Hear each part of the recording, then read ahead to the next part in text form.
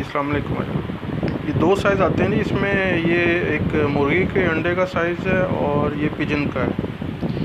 इसमें जो पिजन वाला है ये फुल सॉलिड होता है, ठीक है। इसको आप पिजन्स के लिए भी इस्तेमाल कर सकते हैं। इसके अलावा कॉकटेल्स हैं या रिंगनेक्स हैं या अफ्रीकन ग्रे जो बड़े परिंदे ना, उनके लिए भी इस्तेमाल कर सकते हैं। इससे ये होता है कि आप जो मादा है वो बार बार अंडे नहीं देती। अगर ये आप उस जगह रख देंगे तो वो ये समझेगी शायद उसने पहले से अंडा दिया हुआ है, ठीक है।